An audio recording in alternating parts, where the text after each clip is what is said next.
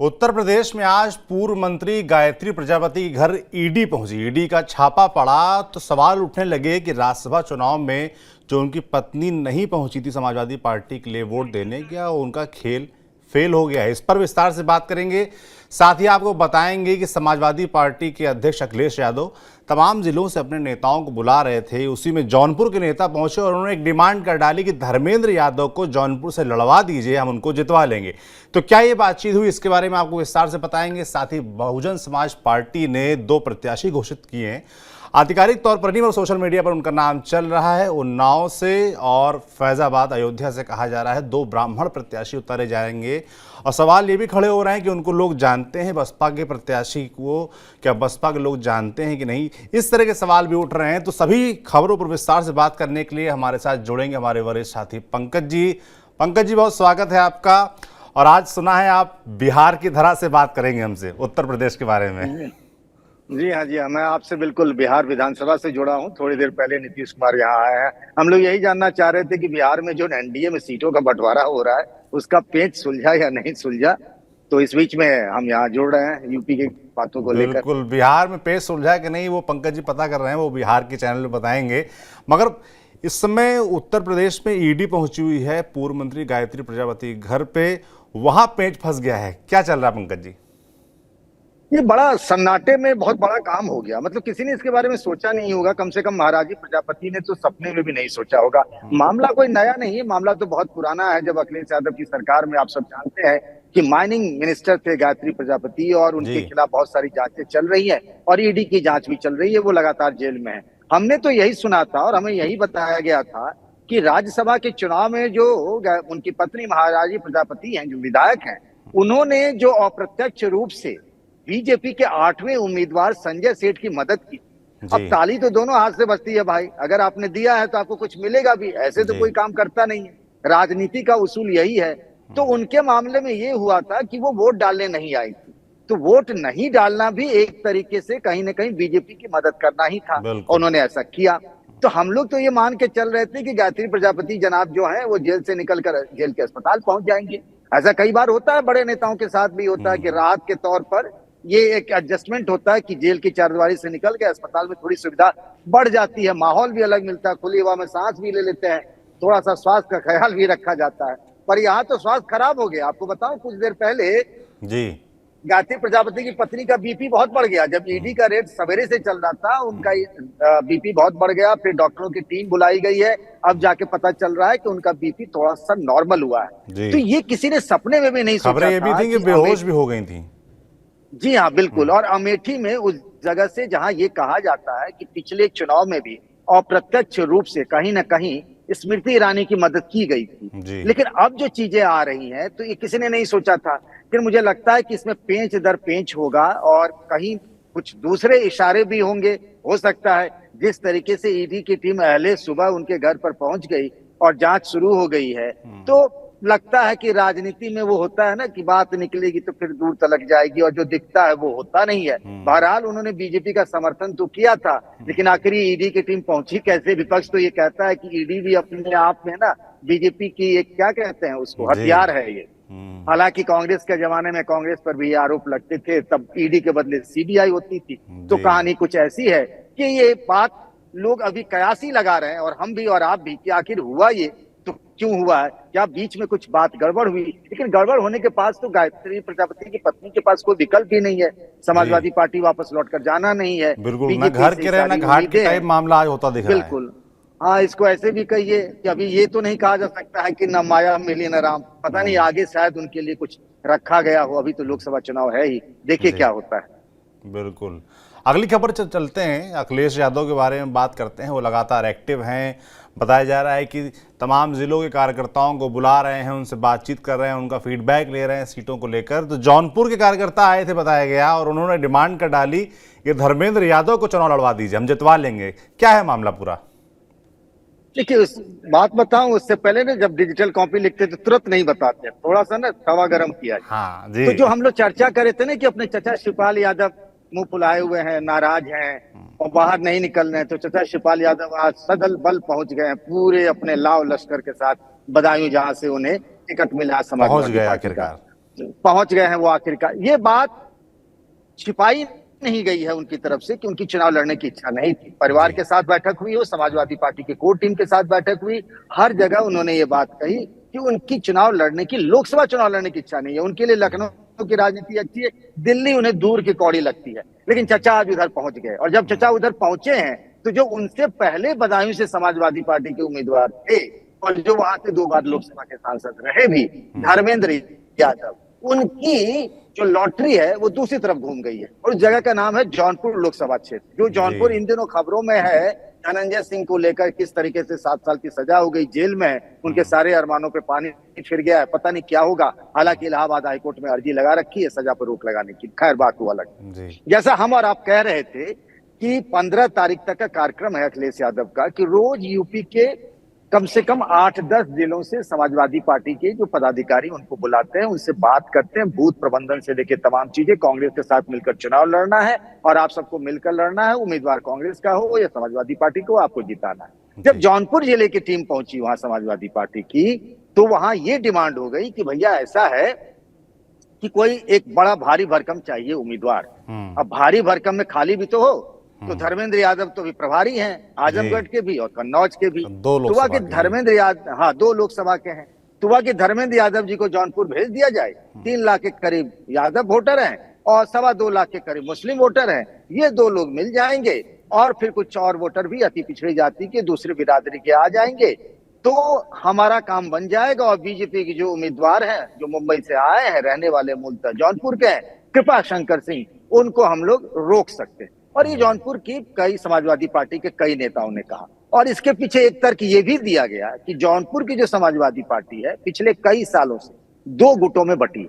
अच्छा। पारसनाथ यादव जो सांसद थे वो तो नहीं रहे, उनके बेटे लकी यादव विधायक है और दूसरे हैं ललई यादव, ये दोनों विधायक हैं। और इन दोनों के संबंध ऐसे ही हैं जैसे सब जानते हैं, एक तरफ भारत एक तरफ पाकिस्तान। तो ये हुआ कि इन दोनों में से तो किसी को चुनाव लड़ाना आज की तारीख में मुनासिब नहीं होगा। समाजवादी पार्टी भी ये जानती है। जी। एक दौर था जब समाजवादी पार्टी यहाँ से ब्राह्मण उम्मीदवार की तलाश में थी। कुछ दिन पहले तक मेरे पास ये जानकारी आई थी, लेकिन कोई ढंग का ब्राह्मण नेता भी तो मिले जो वहां से लड़े, तो ऐसे कोई चेहरा नहीं मिला। तो चर्चा हुई कि भाई धर्मेंद्र यादव को दे दीजिए, वो बड़े नेता है, उनके नाम पर हमारे सब लोगों में, पार्टी के कार्यकर्ताओं नेताओं में एकता रहेगी, हम सब मिलकर चुनाव लड़ेंगे। और ये सीट जो है जौनपुर वैसे भी बीजेपी के लिए डिफिकल्ट रही है। 2019 में भी देखिए कि वहां बीजेपी हार गई थी, बहुत ज्यादा वोटों के पक्ष नहीं हारी थी। 2014 में भी जब बीजेपी के उम्मीदवार वहां से केपी सिंह जीते थे तो भी वहां बहुत अधिक वोटों के अंतर से नहीं जीते थे। तो जौनपुर हमें बीजेपी भी मानती है कि वो टफ सीट है। अगर वो ऐसा नहीं मानती तो फिर बाहर से मुंबई से कृपा शंकर सिंह को क्यों उम्मीदवार बनाया जाता? बीजेपी भी मानती है। तो समाजवादी पार्टी के जो लोग अखिलेश यादव के सामने बैठे थे, उन लोगों ने अखिलेश यादव से बार बार ये कहा कि धर्मेंद्र यादव को भेज दीजिए, चचा उधर बदायूं में लग जाएंगे, वो वहां अच्छा करेंगे, और धर्मेंद्र भाई भी आ जाएंगे तो वो भी अच्छा करेंगे। फैसला किसको करना है? फैसला अखिलेश यादव को है। लेकिन उन्होंने सभी नेताओं के सामने कुछ नहीं कहा, मुस्कुराते रहे, सबकी बातें सुन ली। करीब ये 20 से 25 मिनट तक चला, सब अपना अपना तर्क देते रहे। अब इसमें कई नेता एक दूसरे को सेट भी करना चाहते हैं। मान लीजिए कि उसको टिकट मिल जाती, चलो धर्मेंद्र जी का नाम ले लेते हैं, इनका तो ना बनेगा बात। तो ये भी कुछ चीजें होती, मतलब राजनीति में तो एक तीर से 2 निशाने नहीं, एक साथ 8-10 निशाने साथ लिए जाते हैं। तो ऐसा भी रहा था मामला। अखिलेश यादव मुस्कुराते रहे, उन्होंने कहा चलो आप लोग चलो, हम फैसला ले लेंगे और इस फैसले से आप सबको अवगत करा दिया जाएगा। बहरहाल आखिरी फैसला नहीं हुआ है कि धर्मेंद्र यादव लड़ेंगे या कोई और यादव लड़ेंगे या कोई ब्राह्मण चेहरा लड़ेगा। अभी भी जौनपुर को लेकर समाजवादी पार्टी कैंप में सस्पेंस बना हुआ है। बिल्कुल, अखिलेश यादव आप कह रहे मुस्कुराते रहे पूरी मीटिंग भर, और अखिलेश यादव की ऐसी ही तस्वीरें धनंजय सिंह पर फैसला आने के पहले हमने देखी थी, जिसमें धनंजय सिंह और अखिलेश यादव मिले थे, हाथ मिला रहे थे, एक शादी, ये खबर आपने ब्रेक की थी इस शो में। ये आपने बताया था कि दोनों लोग मिले सजा के पहले, और संभावना आपने जताई थी कि कहीं ना कहीं कन्विंस कर रहे थे धनंजय अखिलेश को कि हमको टिकट दे दीजिए तो हम आपके लिए मुफीद रहेंगे, हम सीट जीत सकते हैं। मगर उनको हो गई सजा। उसके बाद एक संभावना जताई गई कि उनकी पत्नी चुनाव लड़ सकती हैं। तो क्या वो संभावना भी बची हुई है कि समाजवादी पार्टी उनकी पत्नी को टिकट दे दें, श्रीकला को? देखिए, इस संभावना को सिरे से खारिज नहीं कर सकते हैं जी। अब ये फैसला करना होगा श्रीकला रेड्डी को, मतलब उनके बिहाफ पर तो धनंजय सिंह ही फैसला करेंगे, भले ही वो जेल में हो। इस संभावना को खारिज नहीं कर सकते हैं। लेकिन दिक्कत ये है कि मुझे जो जानकारी मिली है समाजवादी पार्टी के कैंप से, उसमें वो ये चाहते हैं कि ये जो श्रीकला रेड्डी हैं और धनंजय सिंह के नाम पर चुनाव लड़े, तो समाजवादी पार्टी उनके बदले में किसी और को प्राथमिकता देगी। जैसे अभी आप देखें ना हरियाणा में कि जेजेपी से अलग हो गई, कि सामने के वोटों का बंटवारा हो जाएगा ना जाटों का, तो फायदा बीजेपी का होगा। तो वो चाहते हैं वोटों का बंटवारा हो, सपा का जितना वोट है उसको कंसोलिडेट करे। तो श्रीकला लड़ेंगी, तो श्रीकला लड़ेंगी किसके, तो नाम किसका होगा, चेहरा तो होगा धनंजय सिंह का। तो धनंजय सिंह किसका वोट खींचेंगे, वो कृपा शंकर सिंह के वोट में सेंध लगाएंगे। तो समाजवादी पार्टी की रणनीति अभी तक कुल मिला के यही है कि अगर कोई दूसरा मजबूत मिलता तो उस पर दांव लगाए, श्रीकला रेड्डी और धनंजय सिंह अलग से लड़े, फायदा हो जाएगा हमें, तो बहुत अच्छी बात है। समीकरणों के हिसाब से उनको ज्यादा सूट करेगा कि धनंजय खिलाफ ही लड़ें तो बेहतर होगा। बाकी देखिए, सही कह रहे हैं आप कि अखिलेश यादव को ही फैसला करना है जौनपुर के बारे में। एक और फैसला हुआ है, बहुजन समाज पार्टी की तरफ से 2 प्रत्याशी घोषित किए गए हैं, उन्नाव से और फैजाबाद अयोध्या से, और दोनों ब्राह्मण प्रत्याशी हैं। और आपने नाम बताए, एक पूर्व पत्रकार हैं अशोक पांडे और दूसरा जो नाम था सचिन पांडे। 2 नाम घोषित किए गए, क्या कहानी है, क्या ये वाकई घोषित हो गए नाम के भी हवा में ही है? अरे सौरभ जी, जो सचिन पांडे हैं ना, इनके बारे में पता करते करते सवेरे से माथा खराब हो गया। जितने मुंह उतनी बातें। और सबसे दिलचस्प बात तो ये है कि सच्चिदानंद पांडे सचिन, या फिर कह लीजिए सच्चिदानंद पांडे उर्फ सचिन, इनको बीजेपी के लोग ज्यादा जानते हैं, बसपा में तो कोई जानता ही नहीं है। मैंने बसपा के 3-4 पूर्व सांसदों को फोन लगा कि भाई उधर से जय भीम जय भारत, मैंने कहा जय भीम जय भारत, भैया ये अयोध्या से जो चुनाव लड़ेंगे इनके बारे में किसी को कुछ पता है क्या? किसी को कुछ पता ही नहीं है। सोशल मीडिया पर उनकी फोटो एक वायरल हो रही है जिसमें वो बहन जी बैठी है कुर्सी पे, ये बगल में भाई साहब खड़े हैं, नौजवान ही लगते हैं। बीजेपी कैंप से जो पता लगा, आप अंबेडकर नगर के मूलतः ये रहने वाले हैं जैसा मुझे बताया गया है, सच्चिदानंद पांडे और सचिन पांडे, इनको अयोध्या से टिकट देने की घोषणा की गई है। बीएसपी की नीति और रीति थोड़ी बहुत अलग है। वहां उम्मीदवारों की जो घोषणा होती है वो पहले होता ये है कि आपको जो बीएसपी के मंडल कोऑर्डिनेटर होते हैं वो प्रेस कॉन्फ्रेंस करके या कार्डर कैंप में उनकी उम्मीदवारी का ऐलान करते हैं और बाद में एक ही साथ बहन जी मायावती जी सारे कैंडिडेट के नाम की घोषणा करती है। वैसे ही सच्चिदानंद पांडे सचिन के बारे में किया गया। मुझे जो बताया गया है कि अंबेडकर नगर के बीजेपी के जिलाध्यक्ष हैं त्र्यंबक तिवारी, त्र्यंबक तिवारी जी के साथ ही घूमा करते थे इस उम्मीद में कि अंबेडकर नगर से इस बार बीजेपी किसी ब्राह्मण को उम्मीदवार बनाएगी, उनकी लॉटरी खुल जाएगी। और ये होर्डिंग बैनर लगाने के बड़े उस्ताद हैं। एक बार मैं गया था अंबेडकर नगर, तो हर तरफ किसी डिप्टी सीएम का प्रोग्राम था जहां तक मुझे याद, उनके स्वागत में नीचे में हाथ जोड़ के निवेदक, मतलब कम से कम मैंने 300 होर्डिंग बैनर देख लिए। मैं भी हैरान था, भाई बीजेपी का कौन सा नया नेता है जिसे मैं भी नहीं जानता हूँ। तो पता लगा मुंबई में इनका ठीक ठाक कारोबार है। अब काहे का कारोबार है ये भी नहीं पता। ये बताया गया कि पैसे कौड़ी से भाई साहब मजबूत है पांडे जी, और पांडे जी ने पूरा एकदम दम लगा दिया था। पांडे जी का काफिला चलता है, रेंज रोवर से लेके फॉर्च्यूनर और तरह तरह गाड़ियां जो होती है ना, मतलब भौकाल जो जिसे कहते हैं, यूपी में भौकाल टाइट है, सड़क पे निकलते हैं तो पता चलता है कि पांडे जी का काफिला जो है वो गुजरा है। तो पांडे जी ऐसे हैं। ये पांडे जी को बीएसपी से अयोध्या से क्यों उम्मीदवार बनाया गया मेरी समझ से परे। और अयोध्या में बीजेपी ने अपने उम्मीदवार का ऐलान कर दिया, लल्लू सिंह है समाजवादी पार्टी से। मुझे लगता है कि अवधेश प्रसाद को ही टिकट मिलना चाहिए। कांग्रेस के लिए तो सीट छोड़ी नहीं गई, नहीं तो मैं कहता कि निर्मल खत्री यूपी कांग्रेस के पूर्व अध्यक्ष पूर्व सांसद शायद लड़ते, पर उसकी गुंजाइश तो नहीं है। अब सचिन पांडे क्या गुल खिलाएंगे ये कहा नहीं जा सकता। ये बात अलग है कि हर लोकसभा सीट में बीएसपी का अपना ठीक ठाक बेस वोट है जो वो एससी समाज का है। अब सचिन पांडे जिनको मतलब बीएसपी के लोग भी नहीं जानते, भाई अद्भुत बात है। लेकिन मतलब 3-3 पूर्व सांसदों को फोन कर लिया, 2-4 कोऑर्डिनेटरों को फोन कर लिया, और कैसे कहा बहन जी के साथ उनकी फोटो भी वायरल हो रही है, किसके करीबी हैं। बीएसपी में भी तो कई सारे कैंप हैं, मतलब मूलतः तो एक ही है लेकिन उसके अगल बगल में कई छोटे छोटे कैंप भी बने होते हैं आइलैंड टाइप के, फलाने फलाने फलाने। उनमें भी इनकी जानकारी नहीं है। अयोध्या के रहने वाले हैं बीएसपी के प्रदेश अध्यक्ष, उनके पास भी जानकारी नहीं। भगवान जाने पांडे जी कहां से आए, क्या हुआ। एक और पांडे जी हैं उन्नाव में, ब्राह्मणों की अच्छी खासी संख्या, आप कानपुर के रहने वाले, पड़ोसी जिले का मामला है, आप जानते हैं। वहां से हमारे वरिष्ठ अशोक पांडे जी जो पत्रकार रहे, अखबार के, दैनिक अखबार के संपादक भी रहे, उनकी भी ऐसे ही फोटो आई है बहन जी के साथ, बहन जी बैठी हुई हैं और उन्हें उन्नाव से बनाया गया। तो अब तक तो ये ट्रेंड रहा था सौरभ जी, अगर पश्चिम से हम शुरू करें, मुरादाबाद में देखें या फिर कन्नौज में देखें या फिर अमरोहा में देखें, तो वहां बीएसपी ने अधिकतर मुस्लिम उम्मीदवार खड़े किए। अगर सिर्फ मुजफ्फरनगर को छोड़ दे तो ये कहा जा रहा था ये तमाम जो मुस्लिम उम्मीदवार आ रहे हैं तो इंडिया गठबंधन की हवा टाइट करेंगे। अब ये तो उन्नाव में पांडे जी आ गए और देखिए कि अयोध्या में भी पांडे जी आ गए। अब ये किसकी हवा टाइट करेंगे? तो ऐसा कोई सीधे तौर पे नहीं कहा जा सकता कि मायावती जो उम्मीदवार उतार रही है उससे फलाने का ही खेल खराब होगा और फलाने का खेल बनेगा। कोई ऐसा सीधा साधा फॉर्मूला नहीं है। लेकिन आज बहुत चर्चा हो रही है यूपी के राजनीतिक गलियारों में कि भैया ये पांडे जी कौन है जो अयोध्या से हाथी की सवारी कर रहे हैं। बिल्कुल, कल आपने बता भी दिया था जब बीजेपी की दूसरी लिस्ट आई उससे पहले आपने कह दिया कि उत्तर प्रदेश का जिक्र नहीं होगा, उत्तर प्रदेश का एक भी नाम नहीं होगा इस लिस्ट में, और वही शाम को हुआ भी, एक भी नाम नहीं था उत्तर प्रदेश का इस लिस्ट में। तो अब जनता आपसे जानना चाहेगी, आपने ये तो बता दिया कि दूसरी लिस्ट में नाम नहीं, तो तीसरी लिस्ट में क्या नाम होगा और ये तीसरी लिस्ट कब तक आएगी ये भी बताते यही जाते जाते। मुझे लगता है कि आने वाली जो लिस्ट है उसमें यूपी के कुछ उम्मीदवार हो सकते हैं। संकेत मिल रहे हैं कि बहुत जल्द बीजेपी की कोर कमेटी की बैठक होगी जी। योगी आदित्यनाथ जी कल नोएडा साइड में है और एक डिप्टी सीएम की आपने तस्वीर देखी होगी केशव प्रसाद मौर्य की गृह मंत्री अमित शाह जी के साथ है।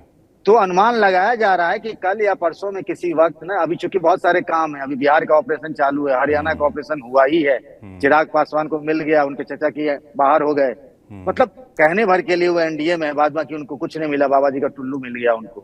कल तक उनके पास सब कुछ था, अब तो ये हो रहा कि बंगला जो चुनाव निशान है वो भी उनसे ले लिया जाए। तो ये कहानी थी।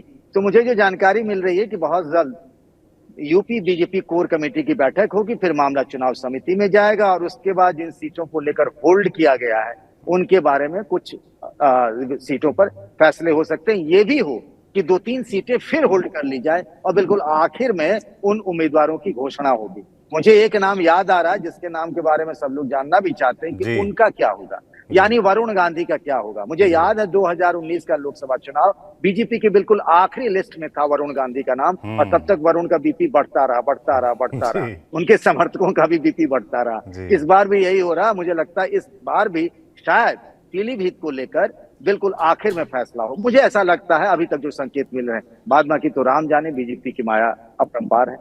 बिल्कुल, तो आप कह रहे हैं कि पीलीभीत, सुल्तानपुर जैसी जो क्रूशियल सीट्स हैं और जहां से बड़े नाम हैं जिनको लेकर लगातार ये आशंका संभावना जताई जा रही है कि इनका टिकट कट सकता है, और आपने लास्ट में कुछ बताया भी है, लास्ट के कुछ एपिसोड्स में, कि पैनल में तो नाम जरूर भेजा गया है मगर पैनल में और भी कई मजबूत नाम हैं, तो फैसला एकदम आखिरी में हो सकता है इनको लेकर।